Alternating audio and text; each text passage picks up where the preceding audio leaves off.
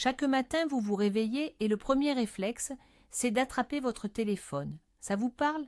Et si je vous disais que ce n'est pas juste une mauvaise habitude, mais une forme d'esclavage moderne auquel nous nous sommes volontairement soumis? Ce petit rectangle lumineux dicte notre humeur, vole notre temps et décide de la manière dont nous allons dépenser la chose la plus précieuse que nous possédons, notre attention. Aujourd'hui, nous allons voir comment utiliser une astuce stoïcienne ancestrale pour transformer votre surveillant numérique en serviteur obéissant. À la fin de cette vidéo, vous n'aurez pas seulement des conseils, mais une philosophie complète qui vous rendra des heures de temps libre, une clarté mentale et surtout le contrôle de votre propre existence. Prêt à retrouver votre liberté? Avant de passer aux actions concrètes, comprenons d'abord à qui nous avons affaire. Les smartphones et les applications sont conçus par des milliers d'ingénieurs et de psychologues extrêmement brillants. Leur objectif principal est de capter et de retenir votre attention le plus longtemps possible. Les fils d'actualité infinis, les pastilles de notifications rouges, la récompense variable, tout cela est une boîte à outils perfectionnée pour pirater les mécanismes fondamentaux de notre cerveau. Et c'est là que le stoïcisme entre en jeu. Cette philosophie antique, pratiquée par l'empereur Marc Aurèle et le dramaturge Sénèque, nous enseigne un principe simple mais puissant. Distinguer ce que nous pouvons contrôler de ce que nous ne pouvons pas. Nous ne pouvons pas contrôler les algorithmes des réseaux sociaux, mais nous pouvons totalement contrôler notre réaction face à eux, nos paramètres et nos habitudes. Le stoïcisme n'est pas un rejet de la technologie, c'est un mode d'emploi pour l'utiliser en pleine conscience afin qu'elle serve nos objectifs plutôt que ceux des grandes corporations. Pour commencer, la première étape consiste à dégainer l'arme ultime des stoïciens, la dichotomie du contrôle. Prenez votre téléphone et réalisez ceci. Vous ne pouvez pas contrôler ce qui se passe à l'intérieur des applications, mais vous contrôlez entièrement le téléphone lui-même en tant qu'objet, ainsi que son système d'exploitation. Les algorithmes vont essayer de vous attirer dans leur terrier de lapin. Les applications vous enverront des notifications pour vous faire revenir. Ce sont des facteurs externes qui sont hors de votre contrôle. Et qu'est-ce qui est sous votre contrôle? C'est votre décision de prendre le téléphone. C'est votre décision de cliquer sur une icône. C'est votre décision d'autoriser ou d'interdire les notifications. C'est votre décision concernant l'endroit où le téléphone passera la nuit. Les stoïciens nous exhortent à ne dépenser notre énergie que sur ce qui est en notre pouvoir. Arrêtez d'être en colère contre YouTube parce qu'il vous suggère une énième vidéo. Concentrez plutôt toute votre énergie à mettre en place un système où vous n'utiliserez YouTube que lorsque vous en avez besoin et non lorsque la plateforme en a envie. C'est un changement de mentalité fondamental, passer de la victime passive au maître actif de son propre appareil. Toute la stratégie qui suit repose sur ce fondement simple mais inébranlable. Reprenons la question, qu'est-ce qu'un téléphone au fond? C'est un outil, certes incroyablement puissant, mais ce n'est qu'un outil, comme un marteau ou une perceuse. Imaginez un charpentier qui, toutes les minutes, s'empare de son marteau, le regarde, le caresse, vérifie s'il n'y a pas une nouveauté dessus. Cela semble absurde, n'est-ce pas? Pourtant, c'est exactement ce que nous faisons avec nos smartphones. Nous l'avons transformé d'un moyen en une fin. L'approche stoïcienne consiste justement à redonner aux choses leur vocation première. Le téléphone n'est pas un centre de divertissement, ce n'est pas une source d'information, ce n'est pas un moyen de tuer le temps. Sa mission est d'accomplir des fonctions précises que vous lui assignez, passer un appel, écrire un message, trouver son chemin, prendre une photo. Tout le reste, ce sont des produits secondaires ajoutés pour transformer l'outil en votre maître. Chaque fois que vous prenez votre téléphone, demandez-vous quelle tâche précise est-ce que je donne à cet outil, là, maintenant?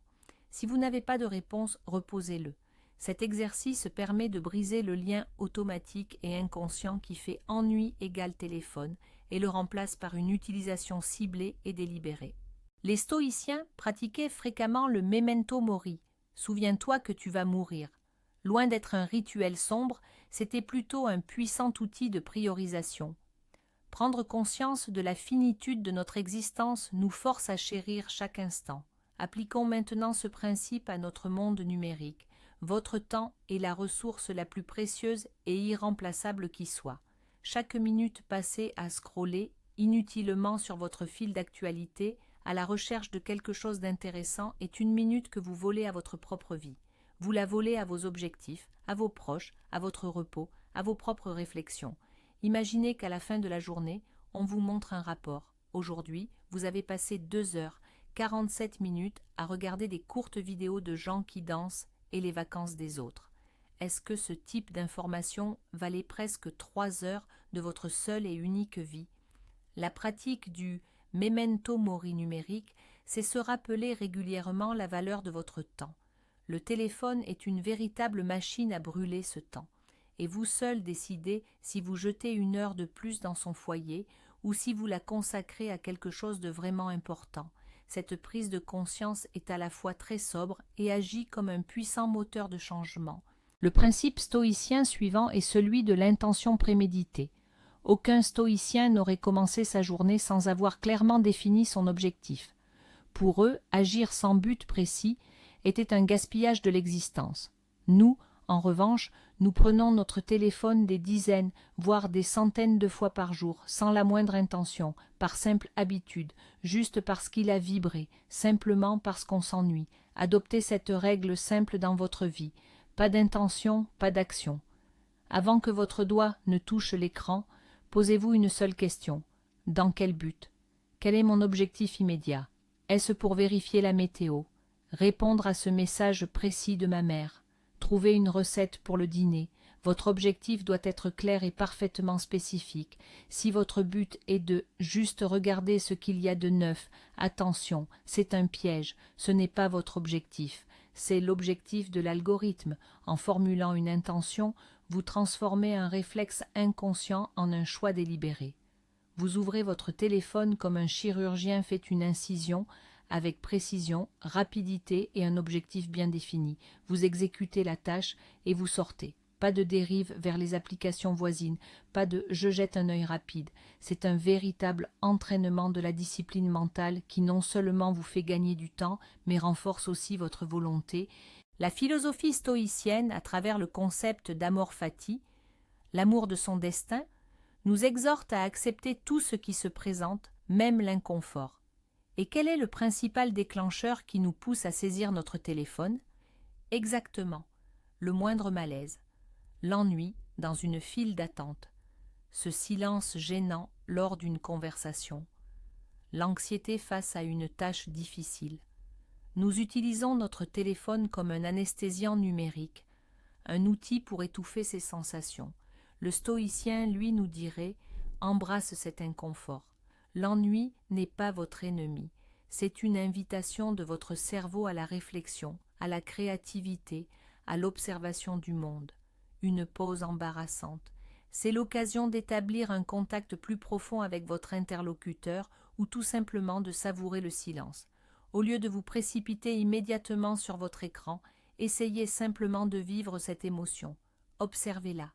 Que ressentez-vous? Où dans votre corps cette sensation se manifeste-t-elle? Une fois que vous acceptez et traversez ce malaise passager, vous réaliserez qu'il n'est pas si effrayant.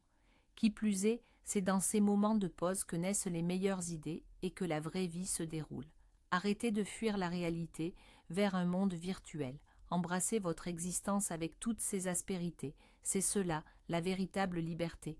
Passons maintenant à la pratique. Et pour commencer, attaquons-nous au point central, l'architecture même de notre servitude. Je parle des notifications. Chaque pop-up, chaque son, chaque vibration est le cri du maître qui exige l'attention de son esclave. Et nous, tels des serviteurs dociles, nous y répondons instantanément. Le premier et le plus crucial acte de libération, c'est de désactiver totalement ces notifications. Allez dans vos réglages et passez en revue chaque application. Posez-vous cette question. Cette application exige-t-elle mon attention immédiate? Est-ce qu'elle va m'informer de quelque chose qui ne peut absolument pas attendre 1 heure, 2 heures ou même ce soir? La réponse sera non dans 99% des cas. Ne conservez les alertes que pour les appels et les messages provenant de personnes réelles, celles de votre liste de contacts. peut-être pour votre messagerie professionnelle si c'est vraiment critique, c'est tout, les réseaux sociaux, les actualités, les jeux, les sites marchands, les emails, tout cela doit se taire définitivement. C'est vous qui devez décider quand recevoir l'information et non l'inverse. Au début, ça fera bizarre. Vous aurez peut-être l'impression de rater quelque chose.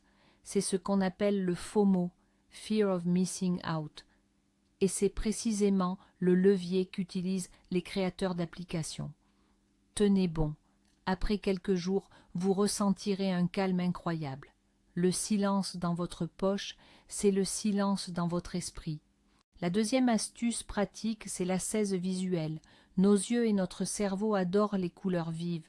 L'icône de notification rouge n'est pas un hasard. Elle utilise cette couleur, associée au danger et à l'urgence juste pour capter notre attention. Les icônes d'application, vives et éclatantes, sont comme des bonbons dans de beaux emballages. On a envie de les manger. Les stoïciens prônaient la modération en tout. Appliquons-la à notre écran. Passez votre téléphone en mode monochrome. Oui, le mode tout en nuances de gris. Sur la plupart des smartphones récents, cette option se trouve dans les paramètres développeurs ou dans les options d'accessibilité. Qu'est-ce que ça change? Ça élimine instantanément tout l'attrait dopaminergique de votre appareil. Les icônes deviennent ennuyeuses et sans intérêt. Le fil Instagram se transforme en un journal triste et fade.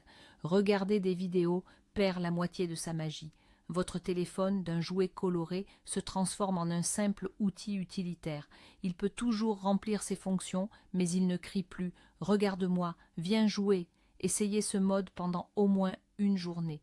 Vous serez choqué de voir à quel point votre main ira moins souvent vers votre téléphone, juste par réflexe. C'est un moyen extrêmement puissant de rompre cet attachement psychologique à ce monde numérique éclatant. Notre cerveau est intrinsèquement paresseux. Il opte systématiquement pour la voie de la moindre résistance. Dès lors qu'une icône de réseau social se trouve sur l'écran principal, à portée d'un seul toucher, votre cerveau la lancera automatiquement, sans attendre votre décision consciente. Notre mission est de créer des barrières. Il faut complexifier l'accès à ces applications chronophages. C'est ce qu'on appelle le principe stoïcien de la création d'obstacles vertueux. Premier point. Retirez toutes les icônes de réseaux sociaux, de messagerie, sauf les principales, et d'applications de divertissement de votre écran d'accueil. Laissez uniquement les outils utilitaires, le téléphone, l'horloge, le calendrier, la carte. Deuxièmement, regroupez ces applications dans un dossier et reléguez ce dossier sur la dernière page d'écran, la troisième ou la quatrième. Pour y accéder, il vous faudra effectuer plusieurs balayages, puis tapoter sur le dossier. Troisièmement, le niveau avancé. Supprimez carrément les icônes et lancez ces applications uniquement via la fonction de recherche. Vous serez alors obligé, à chaque fois, de taper consciemment leur nom. Cette micro-barrière, faire quelques mouvements de trop ou taper un mot, s'avère étonnamment efficace. Elle brise l'automatisme. Elle donne à votre conscience cette demi-seconde cruciale pour se demander « En ai-je vraiment besoin maintenant ?» Dans la majorité des cas, la réponse sera négative et vous remettrez simplement votre téléphone dans votre poche. Les stoïciens prônaient la simplicité et le désencombrement, estimant que cela menait à la clarté d'esprit. Appliquons ce principe à notre téléphone et lançons un nettoyage numérique impitoyable. Ouvrez la liste de toutes les applications installées. Parcourez-la maintenant et posez une seule question à chacune d'elles. Est-ce que je l'ai utilisée au cours du dernier mois ? Si la réponse est non, supprimez-la immédiatement. Ne vous dites surtout pas « et si ça pouvait servir ?» Si jamais vous en avez besoin, vous la retéléchargerez en 30 secondes. Chaque application inutilisée n'est pas seulement de l'espace mémoire gaspillé, c'est du bruit visuel, c'est une source potentielle de notifications, c'est un facteur de distraction supplémentaire. Soyez impitoyable. Un jeu auquel vous n'avez pas joué depuis 6 mois, supprimez. Une application de retouche photo que vous n'avez ouverte qu'une seule fois, supprimez. Le 10e messager sur lequel vous n'avez que 2 conversations, supprimez. Votre objectif est de ne garder sur votre téléphone que les outils que vous utilisez régulièrement et de manière consciente. Comme le disait Sénèque, L'important n'est pas combien de livres vous possédez, mais leur qualité. C'est la même chose pour les applications. Mieux vaut en avoir 10 qui améliorent réellement votre vie plutôt que 50 qui ne font que vous voler votre temps. Votre téléphone ne devrait pas être votre compagnon permanent. Après tout, vous ne vous promenez pas partout avec un micro-ondes ou une télévision, n'est-ce pas? L'approche stoïcienne consiste à fixer des limites claires, qu'elles soient physiques ou temporelles. Créer des zones sans téléphone. La plus cruciale, c'est la chambre à coucher. Cet endroit est dédié au sommeil et au repos, pas au défilement incessant. Achetez un réveil classique et laissez votre téléphone chargé dans une autre pièce comme la cuisine. Vous ferez ainsi d'une pierre deux coups. Vous éviterez la tentation de scroller juste avant de vous coucher et vous ne commencerez plus vos matinées en consultant immédiatement vos notifications. La zone suivante, la table à manger. Les repas sont faits pour manger et échanger avec vos proches, pas pour consommer du contenu numérique. La troisième limite est temporelle. Établissez la règle de la première et la dernière heure de la journée sans écran.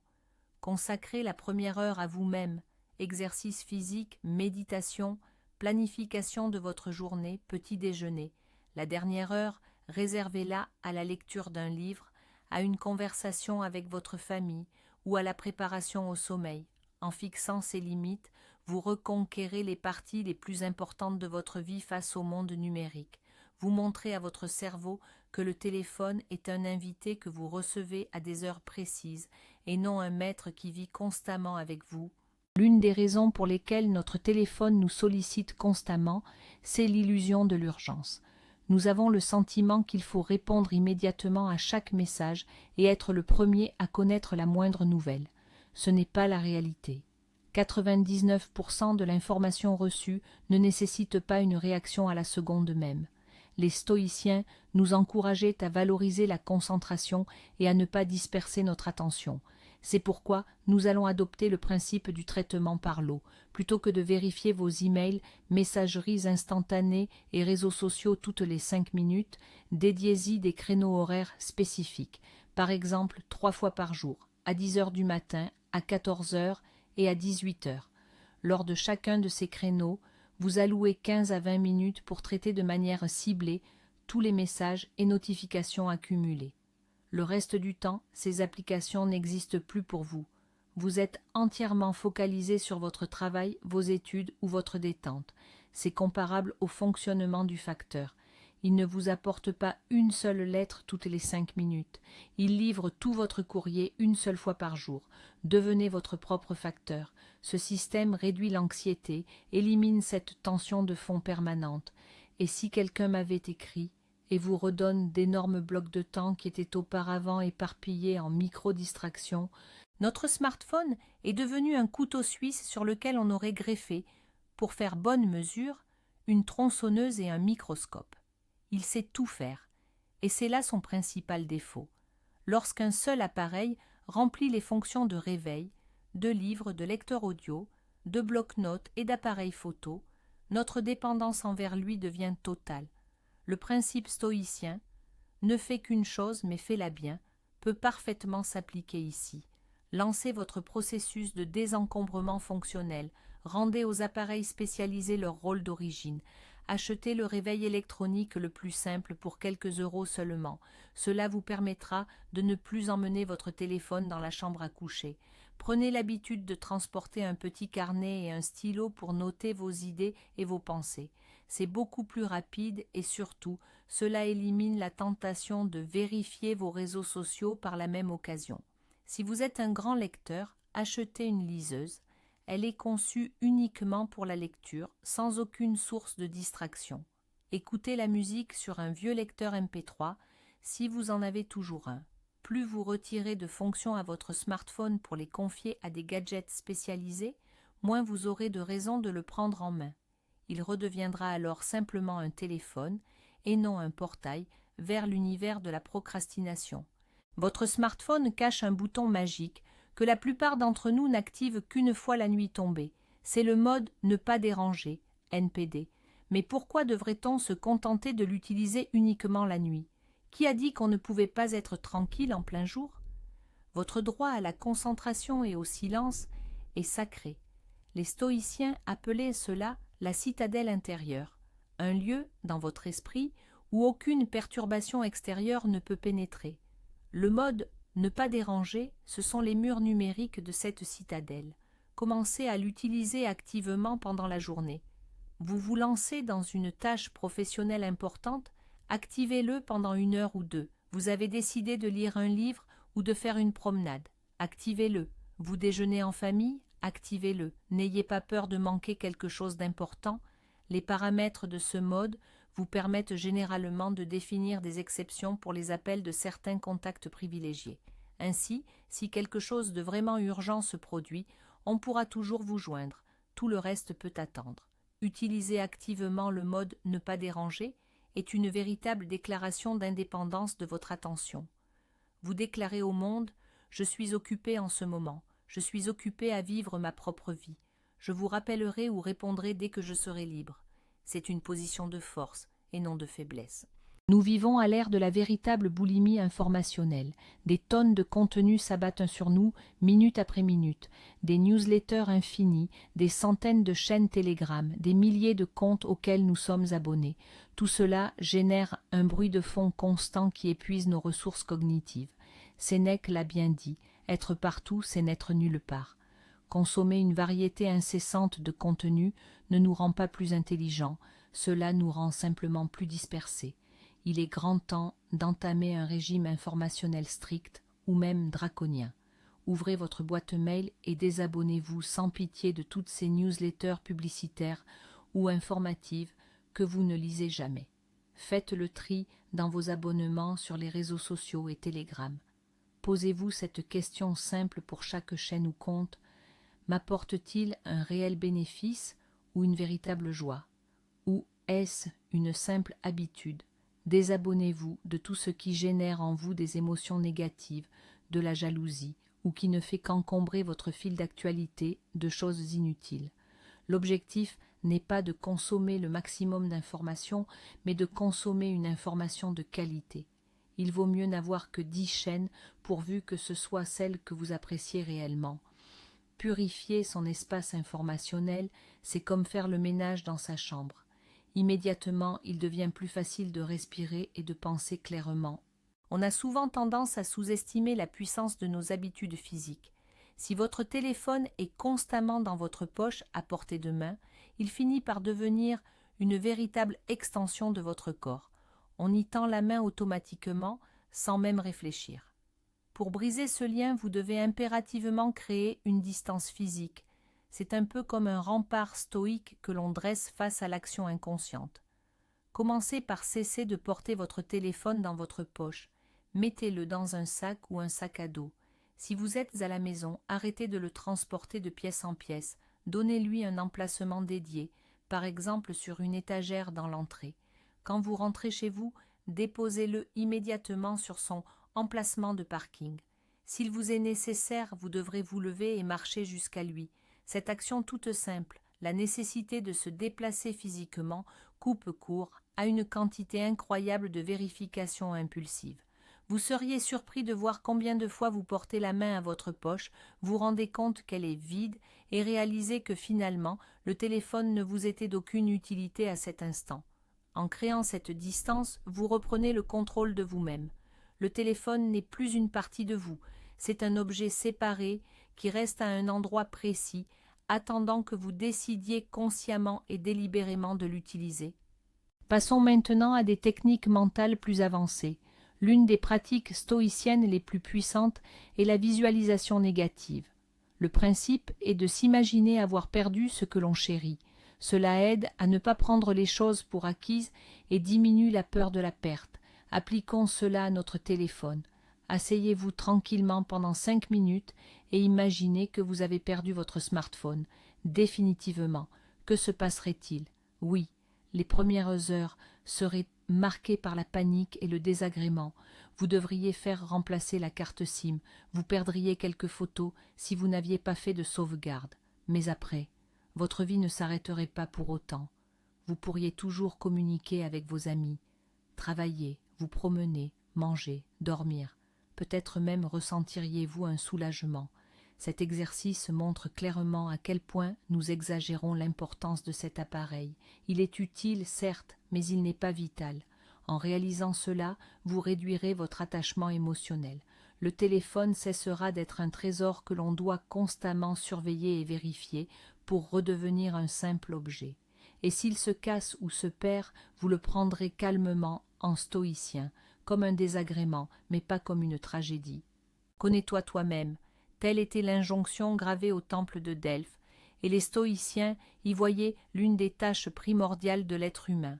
Dans notre contexte, cela se traduit par connaître votre adversaire numérique, ou plus précisément vos propres habitudes digitales. Tous les smartphones modernes disposent d'une fonction temps d'écran ou bien-être numérique. La plupart des gens hésitent à consulter ces statistiques car les chiffres ont tendance à les effrayer. Utilisez cet outil non pas pour l'autoflagellation, mais pour une analyse impartiale et objective de vous-même. Ouvrez ces statistiques et examinez-les comme le ferait un scientifique. Combien d'heures par jour passez-vous sur votre téléphone? Quelles applications consomment le plus de temps? Combien de fois par heure déverrouillez-vous votre appareil? Ne vous jugez pas. Acceptez simplement ces chiffres comme un fait. C'est votre point de départ. Ces données sont votre meilleur professeur. Elles vous montreront vos points faibles et vos schémas de comportement automatique. Vous pourriez découvrir que vous passez 1 heure par jour sur une application que vous ne considériez même pas comme un problème. La prise de conscience est le premier et le plus crucial des pas vers le changement. Effectuez ce suivi, non pas pour vous blâmer, mais pour mesurer vos progrès et mieux comprendre le fonctionnement de votre propre cerveau. Le simple fait de vous interdire une action n'est pas efficace. Le cerveau n'aime pas le vide. Si vous vous contentez de supprimer l'habitude de scroller sans réfléchir, votre cerveau trouvera de quoi remplir ce vide et ce sera très probablement par quelque chose d'aussi inutile. C'est pourquoi, en vous débarrassant d'une ancienne habitude, vous devez immédiatement en proposer une nouvelle, plus utile. C'est le principe de substitution. Préparez à l'avance une liste d'actions de rechange que vous pouvez effectuer au moment précis où votre main a tendance à saisir le téléphone. Par exemple, si vous faites la queue, au lieu de sortir votre téléphone, prenez quelques respirations profondes ou observez les gens autour de vous. Vous vous sentez fatigué au travail. Au lieu de prendre le téléphone, levez-vous pour faire un petit étirement ou regardez par la fenêtre. Vous vous ennuyez à la maison. Au lieu de vous jeter sur votre téléphone, saisissez le livre qui est à portée de main ou faites quelques pompes. Cette liste doit impérativement rester à portée de main, que ce soit un post-it sur votre moniteur ou une petite note dans votre portefeuille. L'essentiel, c'est qu'au moment où l'impulsion vous frappe, vous ayez une meilleure solution, déjà prête à l'emploi. Avec le temps, votre cerveau s'habituera à ces nouvelles réactions et l'attirance pour le téléphone dans ces situations s'estompera, voire disparaîtra. Vous ne vous battez pas contre l'habitude, vous la remplacez. Le principal piège du téléphone, c'est qu'il nous inonde d'une dopamine facile, rapide et illimitée. Les likes, les nouvelles vidéos, les images amusantes, tout cela n'est que plaisir facile d'accès. Du coup, le monde réel, avec ses complexités et son rythme plus lent, nous paraît rapidement ennuyeux. Nous perdons cette capacité à trouver de la joie dans les choses les plus simples. Or, les stoïciens enseignaient déjà que la source du bonheur résidait en nous et dans notre perception du monde. Votre objectif est donc de rééduquer votre cerveau à trouver la joie et l'émerveillement dans le monde réel. Commencez par pratiquer l'observation active. Quand vous marchez, lâchez votre téléphone et regardez autour de vous. Observez l'architecture, la couleur du ciel, les visages intéressants des passants. Pendant les repas, ne regardez pas de vidéos, mais concentrez-vous sur le goût, l'odeur et la texture de la nourriture. Quand vous êtes en conversation, ne vous laissez pas distraire par votre appareil. Plongez-vous entièrement dans le dialogue, suivez les expressions du visage et les intonations de votre interlocuteur. Apprenez à tirer du plaisir du monde réel. Il est bien plus profond, plus intéressant et plus riche que n'importe quelle simulation numérique. Plus vous tirerez de cette dopamine de qualité, de la réalité, moins vous aurez besoin de son substitut bon marché fourni par votre smartphone. Et maintenant, le 20e et dernier pas. Le stoïcisme n'est pas qu'une pratique individuelle, c'est une philosophie capable de transformer le monde par le seul pouvoir de l'exemple personnel. Lorsque vous appliquerez ces principes, les gens le remarqueront. Lors d'une réunion entre amis, vous serez la seule personne qui, au lieu d'être rivée à son téléphone, participe activement à la conversation. Au travail, vous serez plus concentré, plus productif. En famille, vous accorderez à vos proches une attention véritable et totalement exclusive. Vous n'aurez pas besoin de faire la morale sur les dangers des smartphones. Votre comportement parlera de lui-même. Les gens commenceront à vous poser des questions. Ils verront votre calme, votre pleine conscience, et ils désireront la même chose. Marc Aurèle a écrit « Ne perds pas ton temps à discuter de ce que devrait être un homme de bien. Sois-le. » Pour le paraphraser, nous pourrions dire « Ne perdez pas votre temps à débattre de la bonne utilisation du téléphone. Montrez simplement l'exemple. Votre libération de l'esclavage numérique pourra en inspirer d'autres à entamer leur propre chemin vers la liberté. Et c'est peut-être la chose la plus précieuse que vous puissiez faire, non seulement améliorer votre propre vie, mais aussi devenir le catalyseur d'un changement positif dans la vie de ceux qui vous entourent. Nous avons donc fait le point passant de la prise de conscience de cet esclavage numérique aux pratiques stoïciennes concrètes pour s'en libérer. Nous avons compris que le problème n'est pas le téléphone lui-même, mais notre relation avec lui. La conclusion principale est simple. Votre smartphone est un outil incroyablement puissant, mais sa place est dans la boîte à outils, pas sur le trône de votre vie. Le stoïcisme nous enseigne que la véritable liberté est intérieure. C'est la liberté de notre attention face aux stimuli externes. En appliquant ces principes, vous ne faites pas que gagner du temps. Vous vous réappropriez le droit de maîtriser votre propre existence. Merci d'avoir regardé cette vidéo jusqu'au bout. Si cette présentation vous a aidé à avoir un nouveau regard sur votre smartphone, mettez un pouce bleu et abonnez-vous à la chaîne pour ne manquer aucune de nos prochaines vidéos sur la philosophie pratique adaptée à la vie moderne. Et maintenant, la question est pour vous. Quelle application est votre plus grande dévoreuse de temps et lequel de ces 20 conseils allez-vous essayer d'appliquer dès aujourd'hui? Écrivez-le dans les commentaires, discutons-en et soutenons-nous mutuellement sur ce chemin vers la liberté.